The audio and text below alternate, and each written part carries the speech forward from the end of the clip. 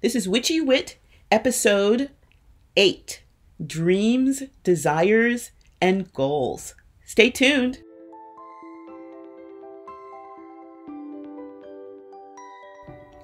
Welcome to the Witchy Wit podcast, where we look at life through a witchy lens. I'm Kimberlyn. I'm Leilani. At Witchy Wit, we explore current events, Ideas, music and books, and experiences in ways that recognize energy and life in everybody and everything. We are both real witches. And we bring two real perspectives through the lens of our different ages, Races, and backgrounds. with a healthy skepticism for what we have been told is true.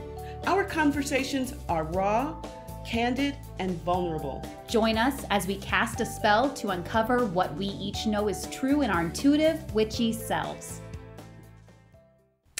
Welcome, welcome, welcome. This is our first episode of the new year, and it's going to be on dreams, desires, and goals. But before we do that, let's have a little bit of check-in. So, Leilani, what's going on with you outside of podcasts and witchy stuff? So I'm thinking about technology Mhm. and the push-pull that I have with technology. So over Christmas, my partner got me an Apple Watch, which I've really been wanting for a really long time. And It's so chic. it's Yeah. so, thank you. I really like it. But also knowing that I feel like I have too much screen time. Now I don't have a computer or anything like that other than my work computer. And recently I pulled out my old tablet and so that I could maybe use my partner's Netflix account so I could watch some shows or whatever. And it was so old that it couldn't update from the Apple store. Yeah. Okay. So the point being is I'm not some sort of an integrated tech guru or something like that. But it's interesting to have I simultaneously desire the Apple Watch and want it for, I think, some practical reasons. When I'm visiting campuses, it's nice to not pull my phone out because my phone is something that can just sit on a table and be taken. I work in a lot of high traffic areas with my students. So the desire to have this thing that's strapped to my body so it's less likely to get taken and more private. But then also this desire to not be looking at my technology as often, and how I'm simultaneously wanting both. Yeah, I can imagine. And there's an element of convenience, right? It just makes certain aspects of your life easier, right? What kind of things have you started using it for? So I like it because whenever I'm driving, it buzzes and tells me what direction to turn, so I don't have to look at something as much. So that's cool. I have the moon phases set up. So it tells me what that is. Yes. So that's really nice. Yeah. What I don't like, so I have some trauma responses in my body, and the first few times that it vibrated to tell me something, to tell me I got a text message, I literally jumped and screamed. So there's a little bit of an adjustment period. Definitely is. And my poor partner was like, "Oh my God, what did I do to her?" Bzz, the cattle prod goes off. Wow. But you're enjoying it. I think so. I think the verdict is out. We'll see if it helps me unplug from my phone or if it ties me more to it. I don't know. Gotcha. Just living in the paradox. Yeah. I can imagine. So what about you? So I have been thinking a lot about and exploring my options with eggnog. This is one of those things where, tons of people have all of these memories of people sitting and, grandmothers and mothers beating the eggs and making the homemade eggnog. My mother was not one of those people. She basically went to the equivalent of she went to a grocery store or whatever and got commercial eggnog, and she tried to get a good quality eggnog, and then she'd bourbon the hell out of it. She would put, it would be, just a little bit of coating of eggnog over the top of her liquor. And I think I mentioned to you that I've had some difficulties with the sound editing for our last week's podcast, and so I have been exploring eggnog, and I actually so I bought some. And I drank that, and it was really good with bourbon. And then I found coquito recipes. Coquito, so it's back in New Jersey, we just called it Puerto Rican eggnog, and it's basically instead there's still the eggs, but instead of the cream and all of that, they basically used sweetened condensed milk. Ooh. And then some milk and some cream and rum. So and then after you do that, you coat the glass edge and you turn it upside down and dip it in coconut, shredded coconut. So that's your garnish, and you pour that in and with rum and help it. So I've had some of those. I made a big ass picture of coquitos because I was kind of frustrated with the sound editing, and drank those over the course of 3 days. So and it actually took me back to when I was a kid, because that was the only time there were 2 times that my mom would let us as kids have alcohol, and one was when we were sick. She'd make us I can't remember what they call them, like toddies, hot toddies, but they were for medicinal purposes, of course. Of course.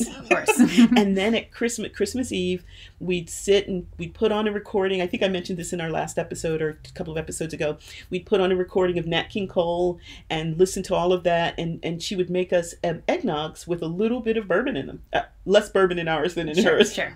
and every time I drink eggnog, even when I drink coquitos this week, it takes me back to those really beautiful nights, waiting for Santa Claus to come and sitting with but it was less about the gifts. It was more just sitting with my mom, and she was relaxing and Dad was relaxing, and we had our little eggnog. So I had some really, even in the midst of the frustration of trying to edit, I had some moments of real calm and real pauses in the day where I could just sit there and my body, even if my mind was still thinking about the stuff that I'm involved in this past week, my body took me back to that feeling of calm and feeling of family and feeling of love that is represented in a glass of eggnog.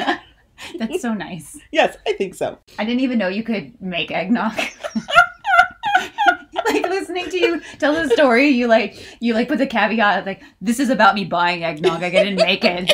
And I'm like nodding my head, acting like, oh yeah, but on the inside I'm actually like, you can make eggnog. I love you so much. Okay. So talking about our dreams, desires, and goals, it actually is a reflection of New Year's resolutions, right? And we're getting close to that time. Actually, this will air after the New Year, and so there's we have this tradition of doing this, and I remember looking it up, and I remember I forget exactly when the idea of New Year's resolutions as a thing really took off. But I as I was doing a little bit of research on this, I saw some documents from like the 1400s where people were saying, as not turning over a new leaf, but this idea of, okay, this is a great opportunity to get right with God was essentially what they were talking about. So a lot of the resolutions were the ways in which you fell short as a religious being, and then how you could, step it up. So it's very, very old. The thing about it is, this being the Witchy Wit podcast, is that our New Year is a little bit different. And depending on who you talk to, it's Samhain is the New Year. Some people make it Yule. What is it for you? Okay, don't judge me. I never judge you, except I judge how fabulous you are. Okay, thank you. Mm-hmm. I invite you to possibly hold your judgment for me. Okay. The beginning of the school year. Girl, no. I see, as academics, my life has always been, the end of August, beginning of September has always been like the fresh part for me. Yeah. So I totally get that. I judge. Mm-hmm. I judge. I'm still like sitting in my judgment. No judgment. I pull cards at right before the beginning of the school year. Yeah. And then and then I'm like hanging out with all of our witchy friends, mm-hmm. well, currently over mm-hmm. Zoom, but, mm-hmm. And then they're like, oh, Samhain time comes around. Oh, it's the beginning of the year. Let us draw our cards. And I'm like, oh, they're so cool. Meanwhile, in August, I'm like back to school, drawing my cards. October, we're already beaten down, right? Exactly. Yeah, no, I totally get that. So I tend to focus more Yule, like, which kind of coincides with the New Year because it's about the same time. And that's really just for convenience. That's the first time I can actually relax, after grading and all that kind of stuff, and really, like you say, pull cards and maybe do a collage, like a vision board and the whole bit. And so mine kind of actually really coincides more with the traditional worldly, mundane world New Year. But this idea of resolutions is really a popular one. I think I read something that, as opposed to the general population, that 40% of the population, and I think they're talking about the United States. No, let's say it's the United States, but it might not be. It might be the United States and Europe and stuff like that. But let's say the United States, 40% of the population makes a New Year's resolution, and of those 40%, 40% of them manages to sustain their resolutions at least 2 or 3 months. So if you look at it, the opposite, the failure rate is probably pretty high. But the idea being that you're more apt to keep it if you've made a resolution than if you just decide on December 27th. Let's I think I'm going to give up smoking or something, right? So I'm hearing you say 60% of people don't make a resolution. And then yeah. And then 60% of the people who do make the resolution don't even make it in a few months. I guess I wasn't thinking of it that way. Hello, optimist. That's the glass half full. Pessimist here. That's the glass 40% full. But people do it. Yes, and I think some of it, people are, I would imagine, are just kind of excited by what it's really an arbitrary, date, right? It really is, it's like, okay, we've decided that all of a sudden this one date means that something is different, right? And we've fed energy into that, right? So in a way, we've created this newness of this by just everyone agreeing and putting energy behind this is a new leaf, right? So there's probably some power and some energy that would allow people to, to make changes in their lives or make, when I say long lasting, I mean like longer than a week, right? Which is how long I think the general, just when you just wake up one morning and say, I'm going to give up smoking, how long that lasts, right? And in a world where so much of our ritual has been stripped out, like what rituals do we have now in our joint community, like culture? Right. Not many. Yeah. And not many that are very meaningful beyond capitalism. But I'm all about hopping on the bandwagon in any way where there's any sort of energy directed towards renewing or changing or bettering. Yes. Yeah. So I know I sounded cynical a couple minutes ago, but actually that's not where my heart lies. My heart lies in and that's one of the reasons why I love being a teacher is it's so cyclical.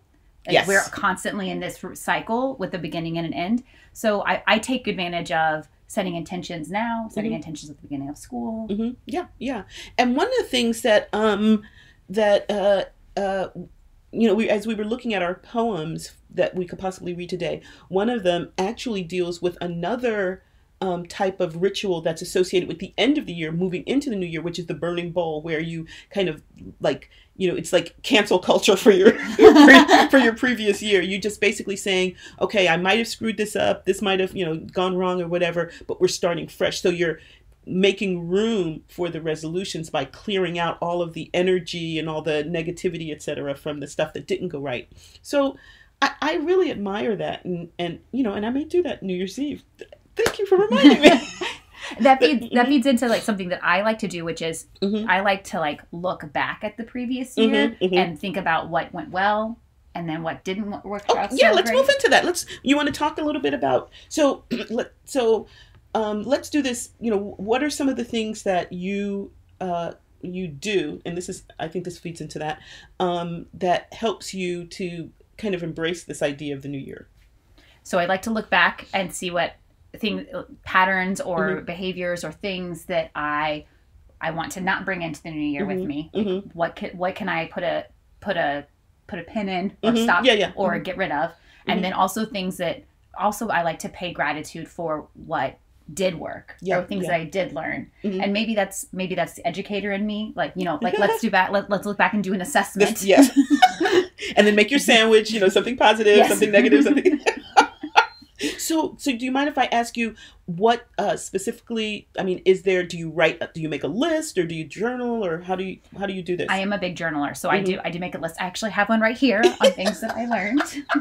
Oh, good. Yeah, care to share? I would love to. Okay. Can I just read it through? Yeah, please. Okay, this is my list that's in my journal for what I learned in 2020.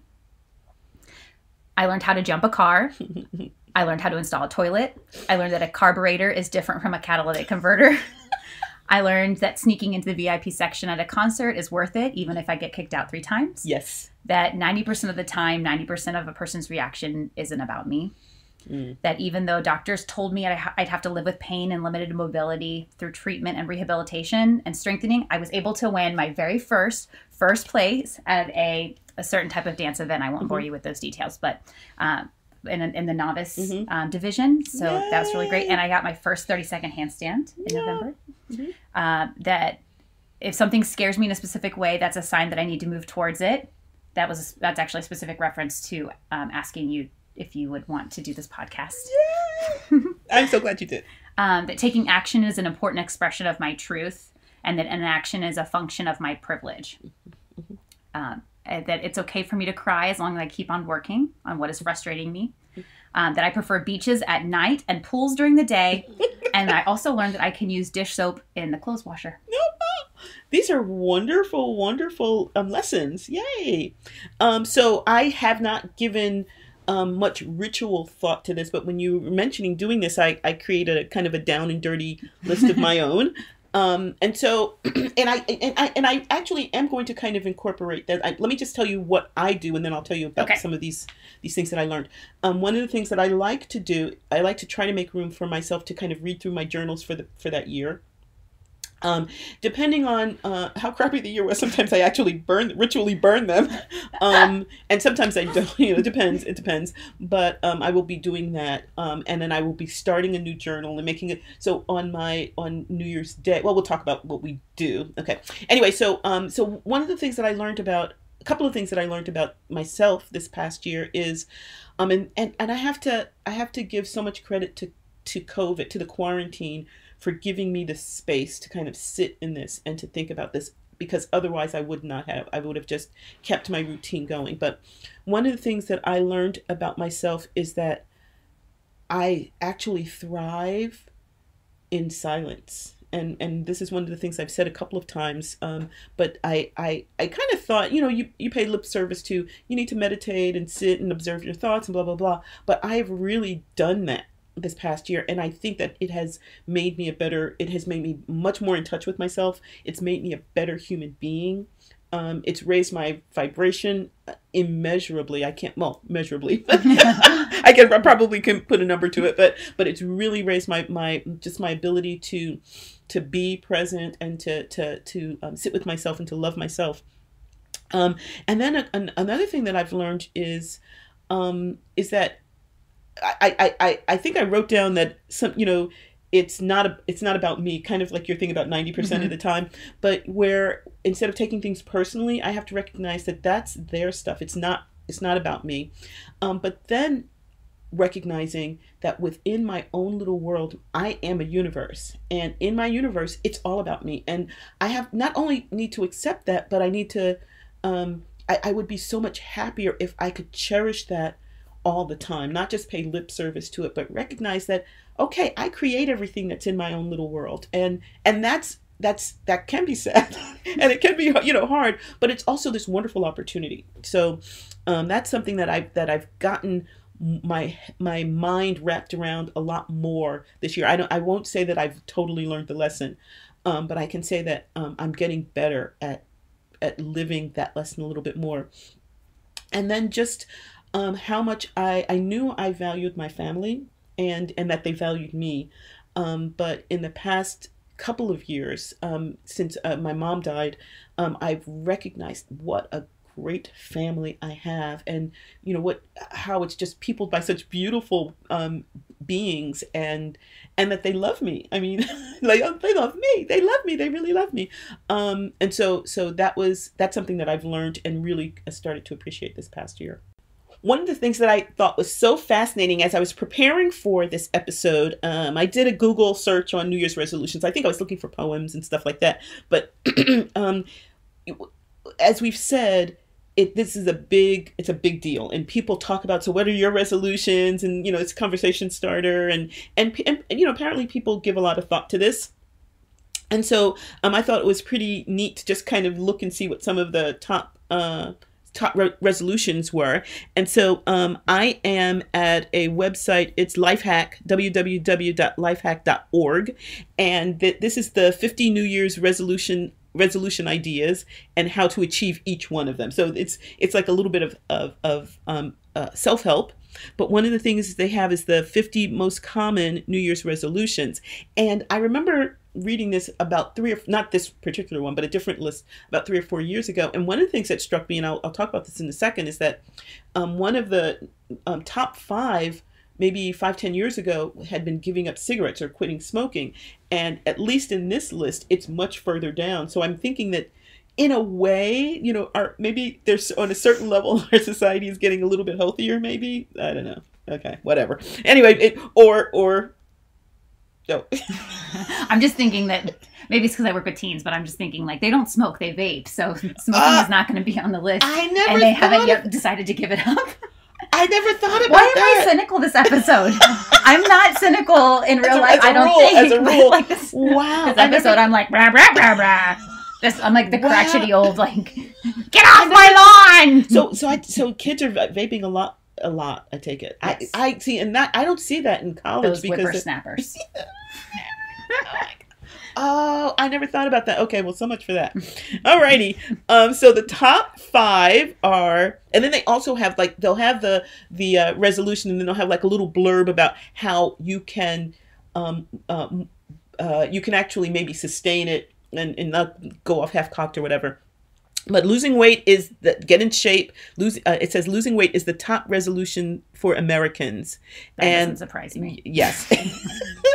And combined with exercise more and stay fit and healthy, it's something that over 1/3 of the population wishes to achieve. So that get in shape, and then it's number 1. Number 2 is kind of an extension, is start eating healthier food and eating less food overall. Number 3 is stop procrastinating. We'll do that later. Yeah, I know. I'm just gonna say that. That is my huge thing. So and then the number 4 is improve concentration, mental skills, which I think that's moved up a little bit. And number 5 is meet new people. So can't do that with COVID. You can't do that. Yeah. Some of these are a little bit difficult to attain right now, but number 6 is become more active. So there's a common thread that's kind of running through these, in that people are trying to use the new year and the New Year's resolution, the idea of the New Year's resolution, to become more healthy, to do things that they want to do, I think, throughout the year, and using this as a means of maybe, getting them started. It seems like the collective human experience is that we get caught in the gears of time moving forward, whether that be our day-to-day life, the grind of our jobs or our families, or parenting, or whatever responsibilities that we have. And it seems like we're seeking a chance to pull us out of that, to look at the big picture, and then to make some changes, because otherwise we just get stuck in we, meaning I. I know, that's I reference. Yeah, but it's true. I think this is the New Year's Day, and the whole energy around this is an opportunity for us to kind of step outside of ourselves. So we've been kind of primed by people who celebrate Christmas and Thanksgiving, because Thanksgiving is about giving thanks and family, etc. And then Christmas is about, it might be a religious celebration, but it's also about family and the idea of being part of the community. And so that kind of allows us as we move towards the end of the year, to kind of step outside of that nose to the grindstone, just looking 2 feet ahead of you, and being a little bit more open to where, who am I? What am I supposed to be doing? Right. So then we get to the new year, and this is the opportunity to do something that's going to be maybe local, but can have global effects, and vice versa, right? So I love the energy of it, even though as you have pointed out to me, 60% of the people don't even bother, and of those people, 60% don't manage to last past like but the second week. Go 40%. I am not negative. I don't know why.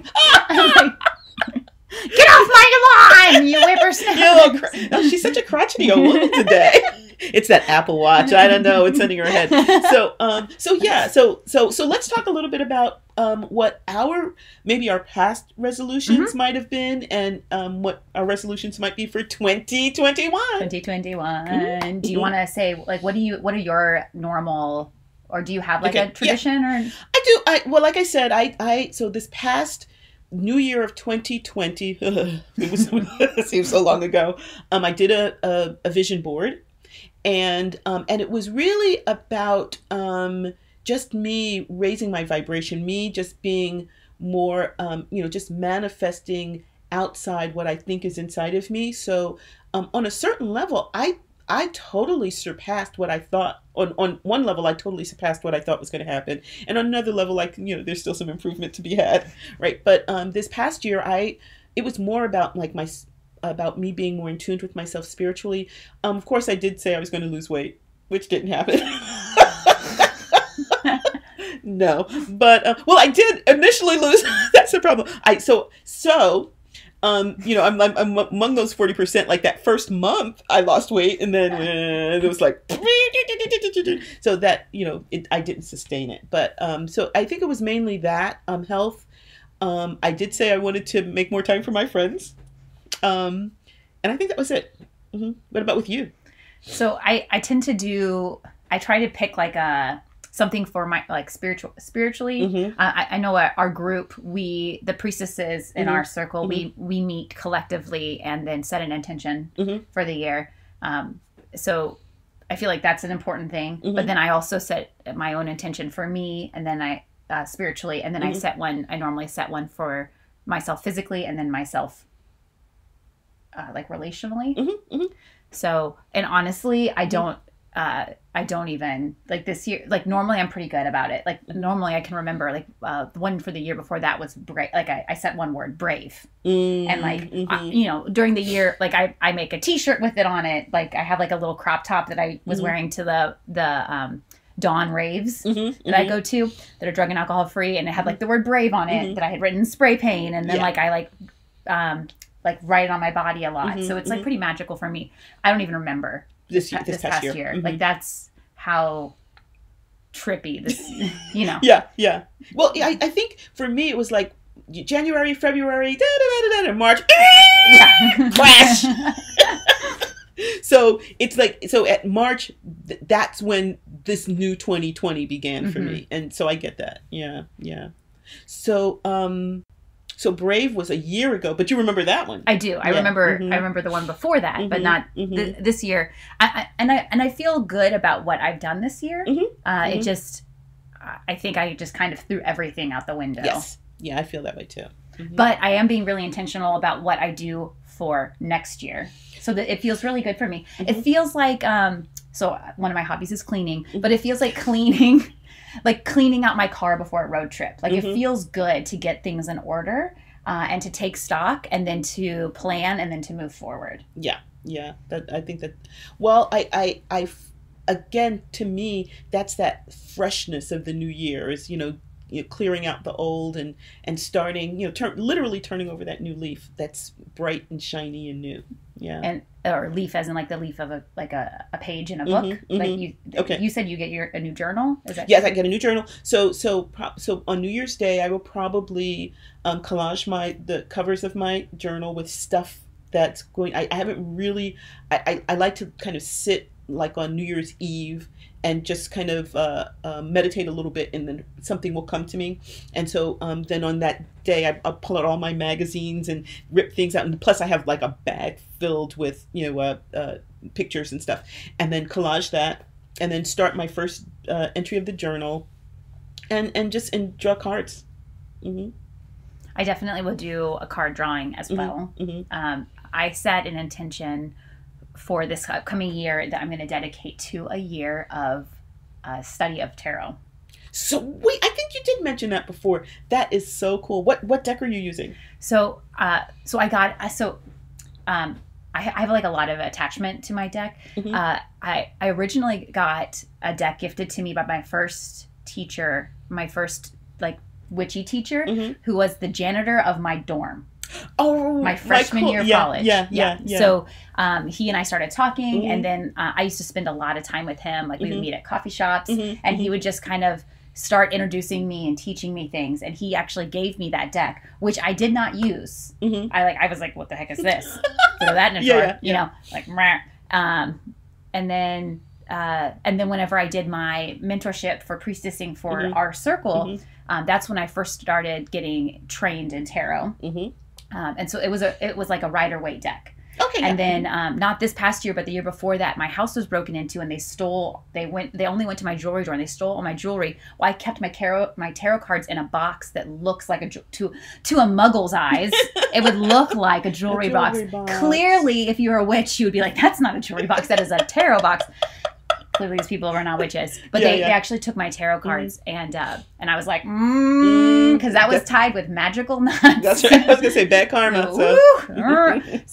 But I waited until I felt like the time was right. But I got a new deck. I got another Rider-Waite deck. I just really like. There's something that I really like about just tapping into something that's so like.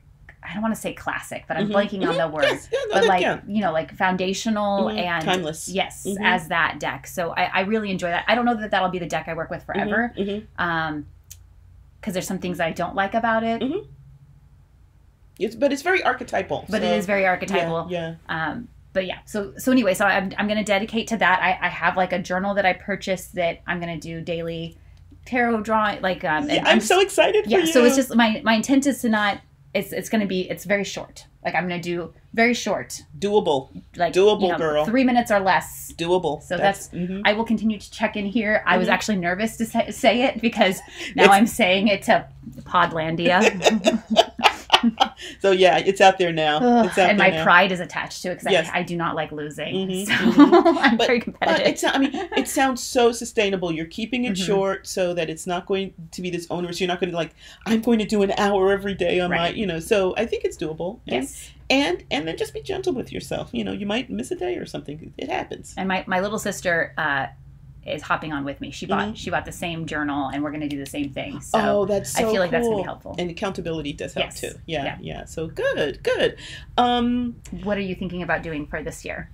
So one of the things I love the idea, and it never occurred to me that I could make a personal dedication to our circle's intention for the year, and I'm going to keep that a part of it. And my basic morning practice is a few minutes of just sitting with my thoughts, meditating, and journaling. And so I'm recommitting to that because I've kind of fallen by the wayside with grading and editing our podcast. So I'm recommitting to that.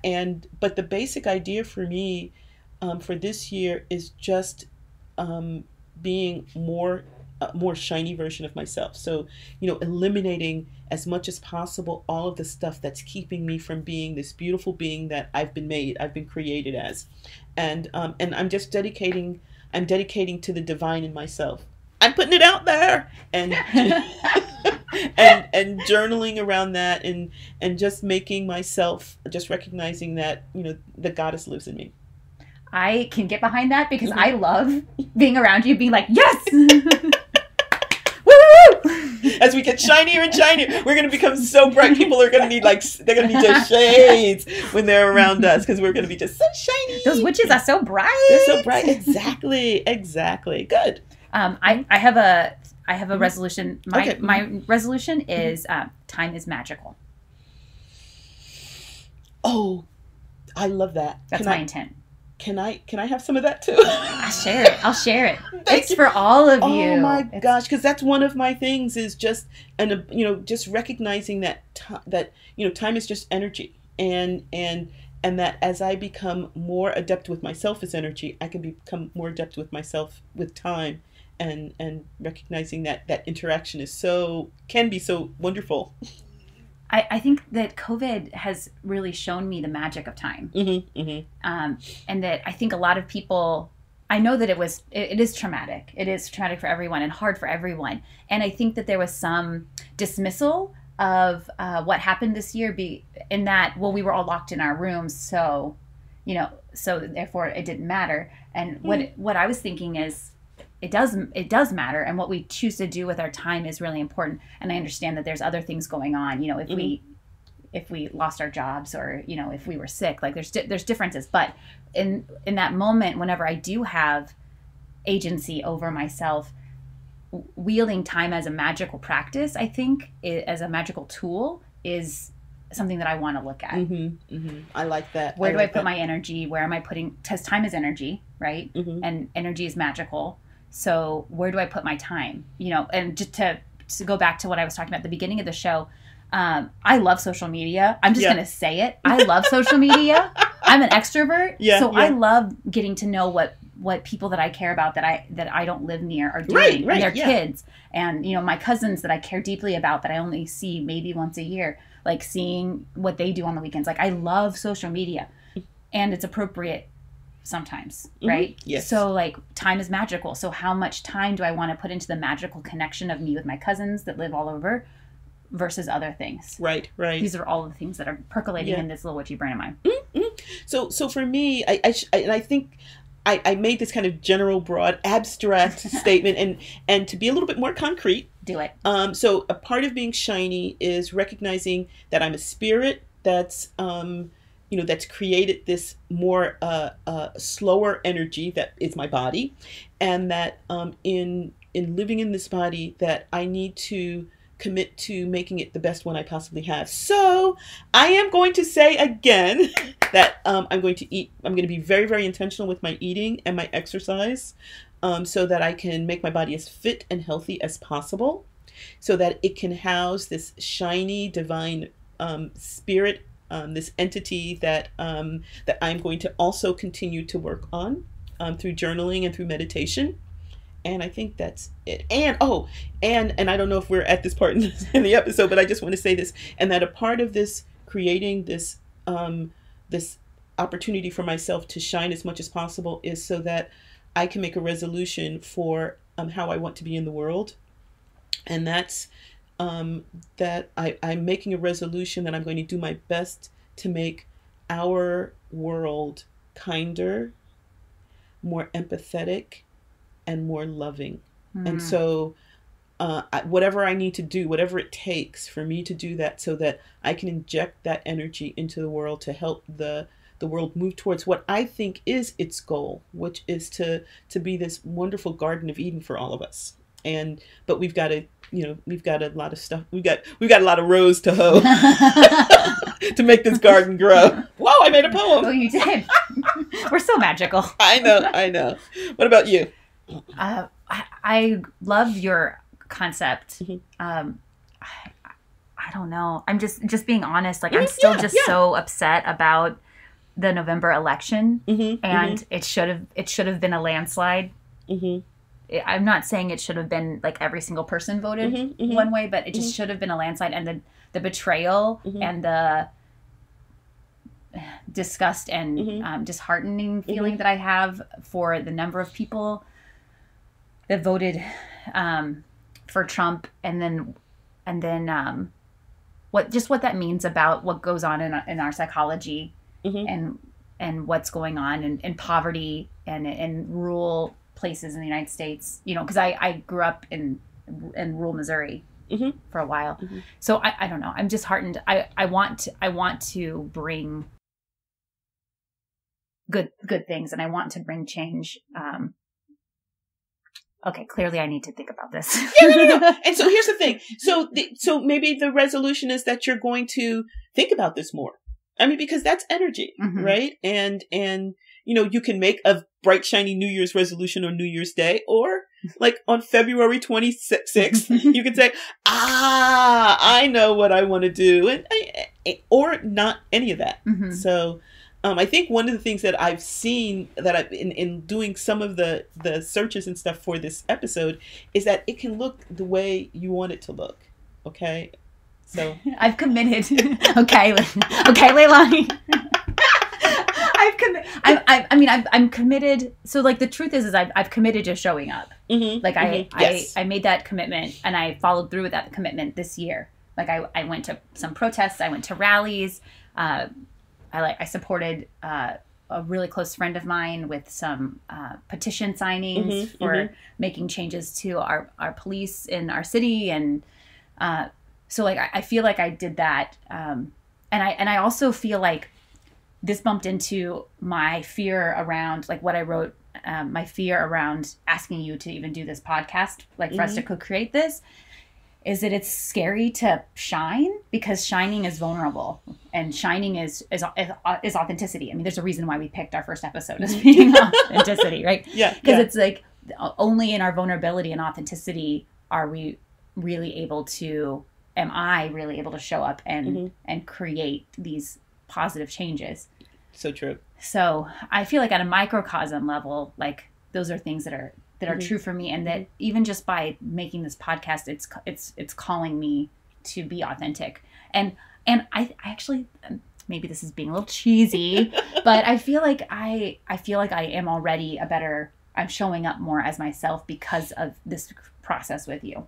I just talking about authenticity already injects a level of energy that is authentic into any conversation. Even if you immediately backslide, that's a little bit further along than you had been. Yeah. I totally agree. So we've gotten to the part of our episode where we're going to read a poem this week. And would you like to tell us a little bit about it? So this is created by the NPR Morning Edition team, where they asked for people at the start of 2020 to send them couplets about their New Year's resolution. And then as an English teacher and as an avid NPR fan, I absolutely love this. Kwame Alexander, NPR's poet in residence, put it all together to create this poem that we'll read. Okay. And it's called Ode to the Things I'll Get to Tomorrow. Here's to my treadmill, incomplete, without the sound of slapping feet. Eating healthy, getting abs, but chips and chocolate up for grabs. Oh, banana pudding from the deli. How did you get inside my belly? I was a vegetarian all the way to 10 a.m. My goals quickly turned to apathy. At least I eat happily. People acting all highfalutin because they said they've sworn off gluten. Why do my resolutions fail? Why can't I just eat that kale? What makes me want to poke my fork into that plate of spice pulled pork? I'm sorry. I love how the vegetarian is getting all of the meat references. Why do I shun vegan potpourri after I resolve to go fat-free? I think I shall come next New Year. Vow no more pizza, no more beer.